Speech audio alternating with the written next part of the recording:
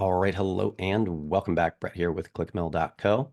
So in this video, we're going to be talking about what to do with the data once you gather it, and that is assess the results of the data. Now, what does that mean? Well, we've already looked at in this course that a very small percentage of the things you're doing, whether they're products, services, ministries, programs, a very small percentage of those things is going to create the majority of your fruit. So as an example here at Clickmill, a very small percentage of the marketing efforts we put in place produce a large majority of our fruit. And so, for example, our existing clients send us the majority of our new clients. And so I know that client relations is my number one top marketing strategy. So if I had to cut everything else because I was overdrawn on resources, I could cut everything and just make sure I'm communicating really well with clients. And we're going to have more clients coming in because of word of mouth marketing. Additionally, I also know that one of our most effective programs here at Clickmill is our internship program, because it turns out we're one of the only, if not the only, marketing firm that has an internship program in the way that we have it. And people look around on the internet, they see we have an internship program and they apply. And many of our interns are in our call right now. And we have awesome dedicated interns.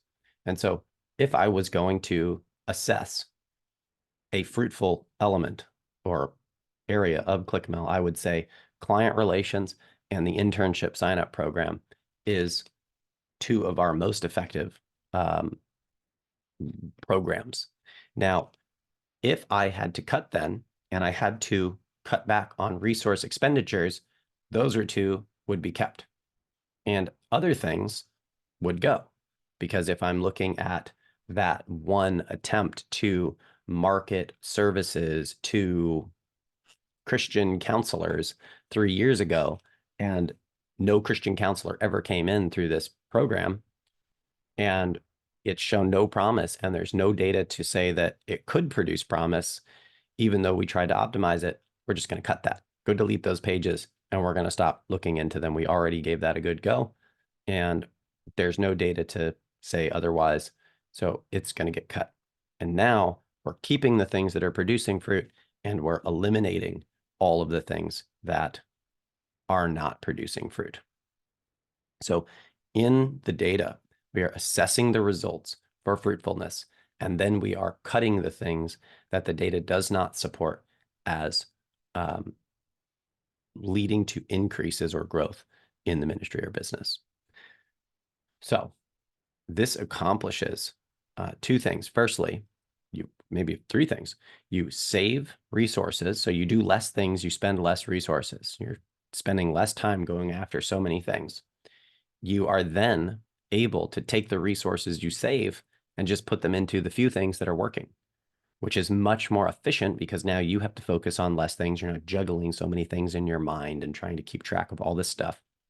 And thirdly, those couple things are the things that are super fruitful. So you took the resources away from the things that weren't working and put them into the things that are working. What do you think is going to happen to the fruit in the next 6 months? It's going to go way up.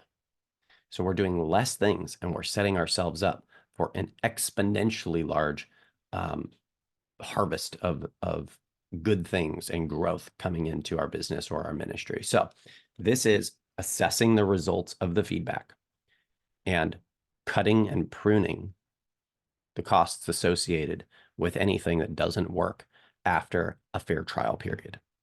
So in this video, we've talked about how to use data and assess it to decide what we're going to cut. So again, we had reduce load through vision, and now we're reducing load through what the data tells us. So it can be aligned with the vision, but if it doesn't work, we're still wasting our resources. So now we're only going to pursue the things that are both in line with the vision and produce fruit. Thanks so much for being with me in this video. We'll see you in the next one.